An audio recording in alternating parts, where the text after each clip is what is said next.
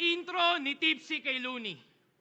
Nakaabot ka ng semis kasi tinalo mo si... Si tinalo mo?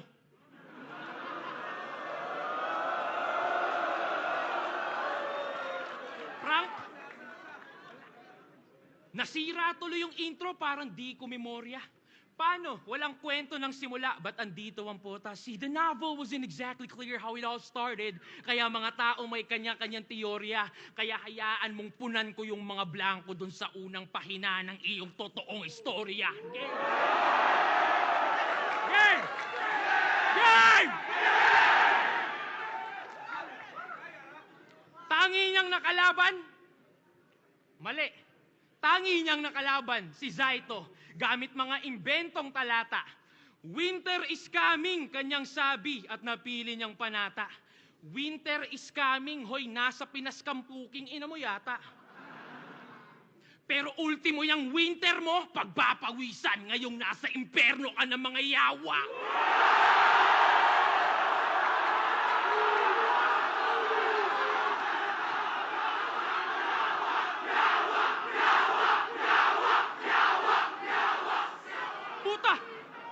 Puta! Ha? Puta, seryoso? Nag-skip ka ng stage 2, rumekta semis yung face. Angas mo din mag-shortcut no? Diretsong critical stage.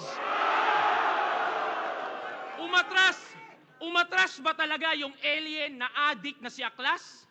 Hindi. Pero alam mo, nagpapahype lang yung gago dun sa video na nakita mo. Yung ano nakita niyong mali ng tao. Kasi nung si Akata tinira PSP, magandang hype daw para sa liga, ika nyo. Pero yung addict na sindi ng sindi pa yung nasindikato. Malinis pagkakatrabaho. Yung alien yung na magic. Pero di nyo alam yung conspiracy. Paano? Tungkol sa alien yung topic. Nung si J Black umatras, si Mot pinadaan. Nung si Aklas yung umatras, si Invictus asaan?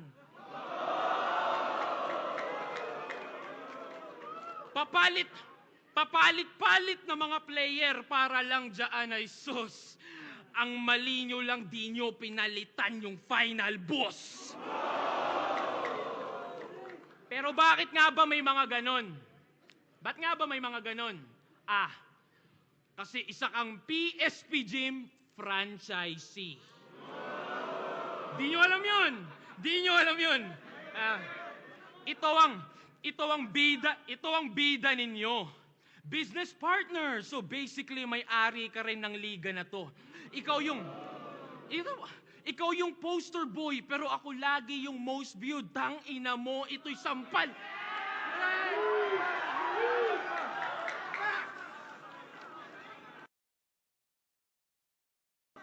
Ikaw yung poster boy, pero ako lagi yung most viewed. Tang ina mo.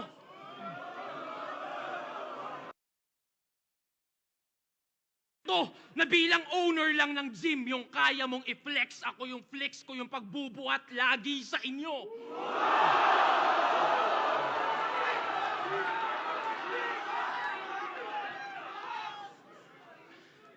Kaya welcome sa PSP.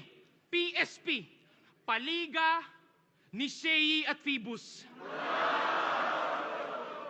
Shei at Phoebus. Kaya nga nakapag-skip ng stage 2. But that's hideous kasi paano madedevelop tong bata nyo kung pa na-skip ng early stages ng fetus? Meron pa yung dalawang teknik. Gusto niya ipagpabukas yung judging. Siyempre, para pwedeng dahil lang sa replay siya nanalo. Tas igit na itong laban. Di ba? Nasa gitna yung laban. Di ba? Igit na itong laban para di daw tulog yung mga tao. Talagang planado. Hoy, Bisaya lang yung kalaban. Tinatarang Tagalog nyo ba ako? Seryoso? Yeah. Hindi to mind conditioning na parang J Black. Diba? Kala niya, anong Sixth Threat at mo, tarantado ang naka-ready yung poster ng PSP pag tiga PSP yung nanalo. yun? Organizer ka na, player ka pa? Kupal ka ba, boss? Shoutout kay Joel, Tulokoys.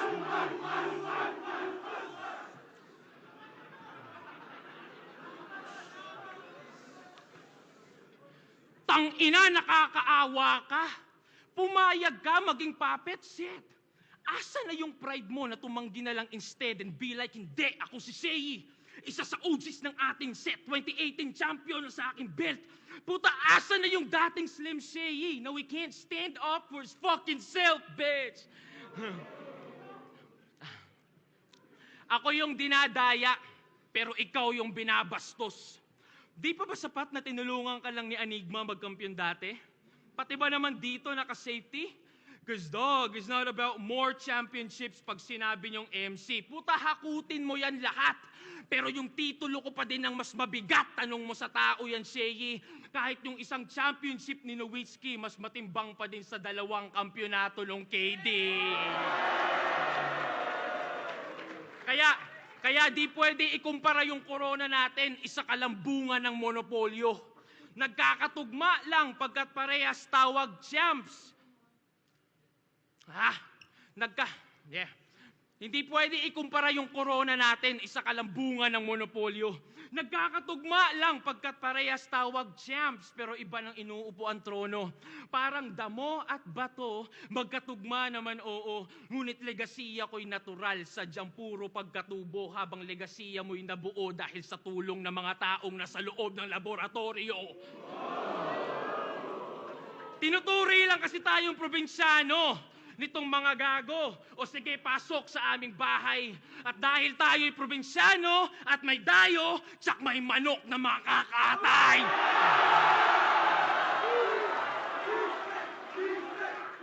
Isang anggulo, isang round. Di ba? Ito'y laban daw ng 2 magaling sumilip ng maraming angle. Pero kita naman, litaw yung sinong mas creative pagdating sa ganyan. Patay sa isang anggulo sa loob ng isang round lang. Bang!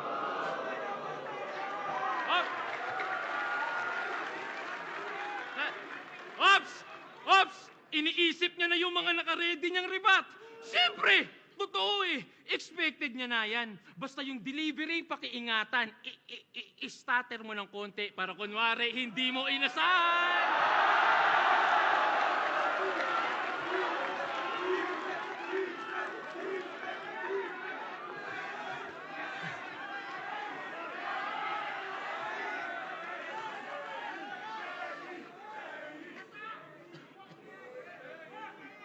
Pibus! Sixth threat, oh. Nagtatampo. 2 laban lang daw. Finals na ako. Eh bakit? 2 laban lang din naman. Finals ka na. Huling laban mo na to. Tsaka, umaabot ako ng semis. Shea ako eh. Bakit? Ha? Kilala mo ba kalaban mo ngayon? Nag-back out si Aklas eh. Bakit? Kasalanan ko ba yon? Pare, ba't ganun? So, madaya ako. Yun yung gusto mong palabasin. Ba't hindi si Aklas ang iyong tanungin? Ba't ayaw akong harapin? Kahit ganun itsura nun, matalino yun, boy. Kahit ganun itsura nun, boy, matalino yun. Alam niyang di niya ako kaya banggain.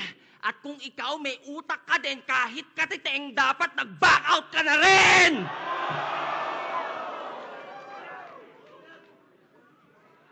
Ang tagal na nung huli kong battle. 2018 pa nung ako'y huli.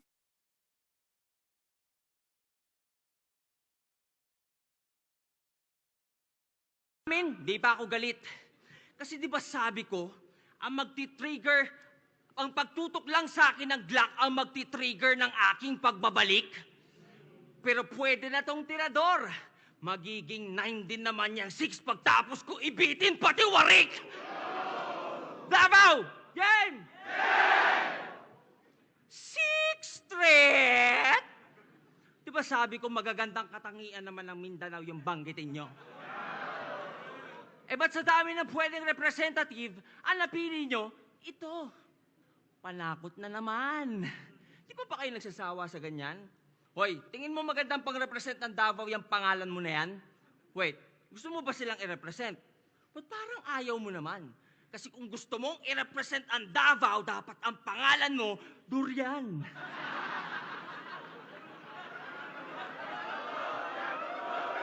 Durian! Durian! Durian! Durian! Durian! Hoy! Durian! Musta ka naman? O teka, ba't parang di mo nagustuhan? Gusto mo i-keep yung 6? O sige, pagbigyan. Palakpakan naman dyan para kay 6. Ang ika-6 na Durian!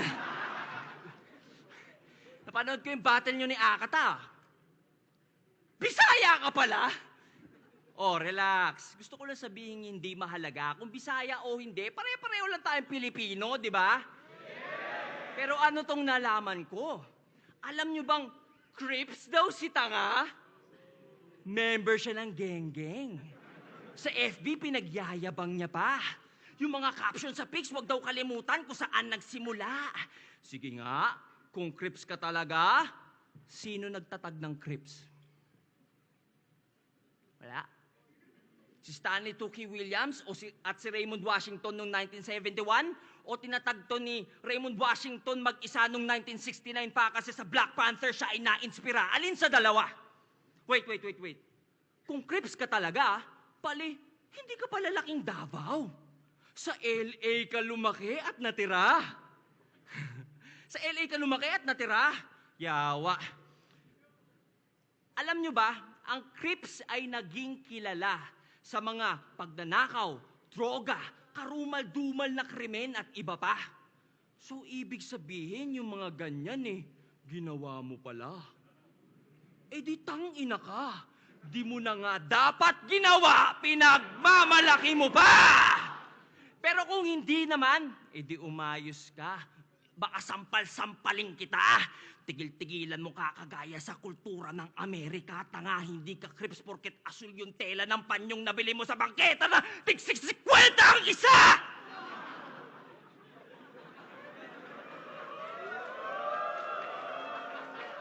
Crips, ulul sukarap boy! Halos lagi may blue na bandana. Kahit saan siya pumunta, kada birthday ang wini-wish, maging blue yung utot niya. Nagtathrow pa daw yan ng C-sign sa street with matching creep walk moves pa. Hoy, isa kang Bisaya na taga Davao, putang ina mo, magbudots ka! Di daw ito rap, tawag nila dito rap. Ay. Rap! Ayaw mo? Bakit? Nahihiya ka? Yawa, parang budots lang, ayaw pang makisama. Kultura ng iba, ginagaya, pero sa sarili, di mo maaya. Di putang ina, kung ganyan lang din, wag mo tawagin sarili mong Bisaya! Ano? Bisaya ka lang pag convenient? Pero pag hindi, kinakahiya mo ng todo? Kaya pala yung mga kanta niyan, either Tagalog at English lang. Tunog West pa yung tono. Wala ka palang pinagkaiba sa kandidato pagkampanya. Doon lang nagiging proud sa Bisaya niya na lolo. Ginagamit lang yung mga Bisaya kasi kailangan ng boto. At gumagamit po to ng N-word. Mapachat o sa kanta. Feeling ego, kala mo pinagdaanan nila ay danas niya. Hoy! Hindi porket may mali at pangit na stereotype ang Bisaya sa atin bilang alipin. May N-word pas ka. Ito ba nagre-represent sa inyo? Gaya-gaya sa ibang lahi? Ayaw tangkilikin yung lokal at realidad niya? Paano nyo to aasahang tumulong baguhin imahe ng Bisaya sa ating bansa kung siya mismo'y alipin ng kolonyal na mentalidad niya?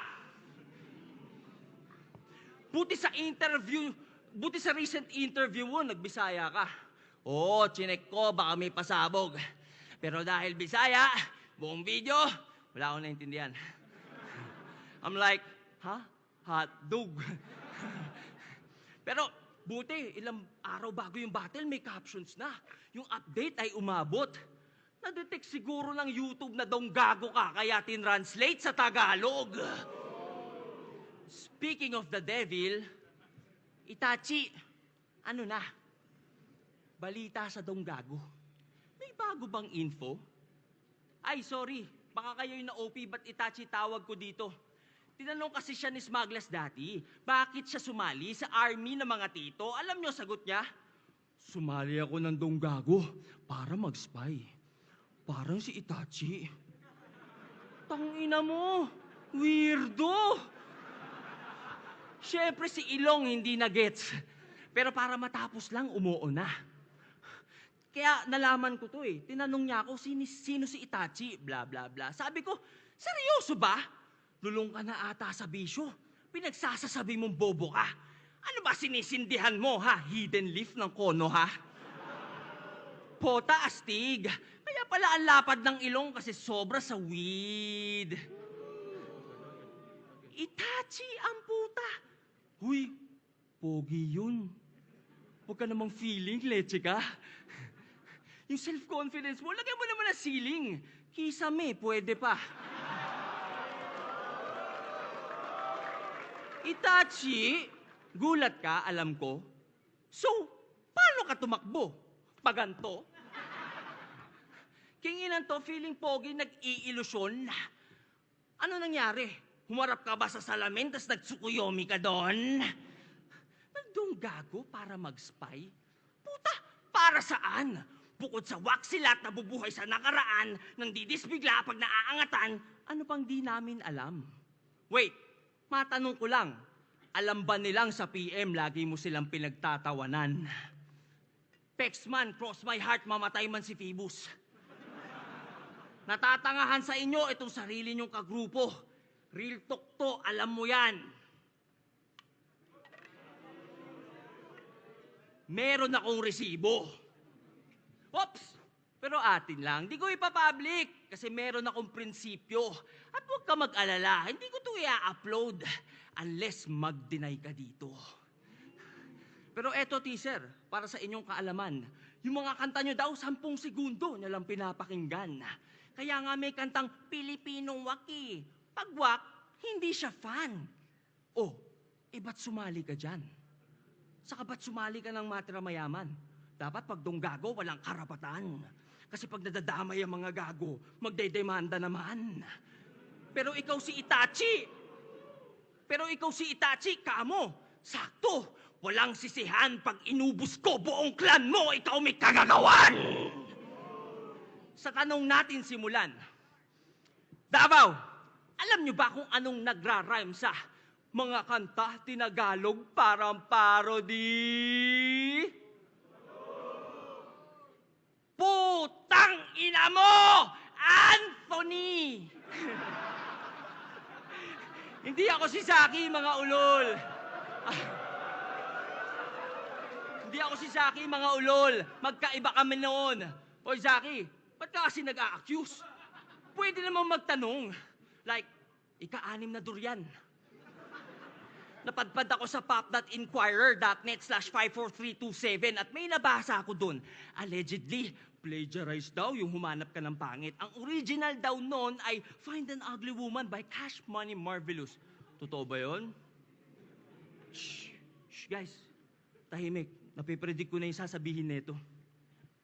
Hindi dahilan ng bata rap para kalimutan salitang respeto. Tama, may limit pa din. Para di umabot sa away o hukuman. Ika nga ni Manny Pac, di dahilan ng boxing para makipagsuntukan. Irespeto, kasi sila pinakanauna sa eksena. Bakit? Ano ba ibig sabihin ng AE? Adan at Eva? Pero ba't nga ba may gera? Ano nga bang problema? Gusto nyong irespeto mga nauna pero ayaw nyong mauna rumespeto mga punyeta! Anyari, ba't naging Donggago, whack lyrics, toxic mindset, apologist ka na? Sabi mo sa amin, paglalaban mo, lyricismo ah. Puro talk shit lang pala. Hindi naman siya batang Quiapo, pero naaalala ko si Coco Martin, taina kasi ang pinagtatanggol na nitong probinsyano, CA ina. Coco kasi yung S, T. Anyway, kailan ka aalis dyan sa kampo ng kadiliman, Itachi? Pagputi na yung uwak mo at may uban ka na? Baka naman nahawa ka na sa pagiging kupal nila, kakasyaringgan mo, nabulag ka na. Inaano daw siya dun eh, Maganda daw trato sa kanya doon. Talagang kakaiba. Paano di ka magiging special? Ikaw lang nag-wordplay sa kanila. Palibasa, sa tenga ng mga marurunong, wala nang nae-elib sa mga rich niyang wordplays, hindi na effective. Kaya, nung na-realize niyang wala na siyang bisa, siya na'y napasabit sa ingay nila. Nagbaka sakaling muling mag-boom. Kaya ayun, yung tirador ng timog, nag-TNT na. Pero hanggang ngayon, palaisipan pa rin sa akin ang pagsali mo dyan. I can't imagine choosing hype over something defining like integrity, principles, values. Ang babaw na dahilan. Pero at least klaro na sa atin bakit ika-anim na banta ang putang inang yan kasi puro banta lang mga salita niyan, hindi niya kayang panindigan. Kala namin para kang tatay mong sundalo. Hanggang kamatayan ipaglalaban ang iyong goal. Pero ang ending para lang sa pansariling benepisyo, you sold your soul. So ano yan? Ano yan? Pag sinasabi ng masahista, pag sinasabi ng masahista na, harap na po, sir. Sa tuwing ikay nagpapahilot, di niya alam ang gagawin kasi ang alam niya lang ay tumalikod. Sabi ko, bibiting kita pati warik, pero puta, hindi na pala. Kasi sa sarili mong kultura, lahi at salita, bumaliktad ka na. So paano yan? Paano pa tayo maniniwala sa mga salita nito? Kung ikaw mismo tumalikod sa iyong paniniwala, ba't kami maniniwala sa iyo?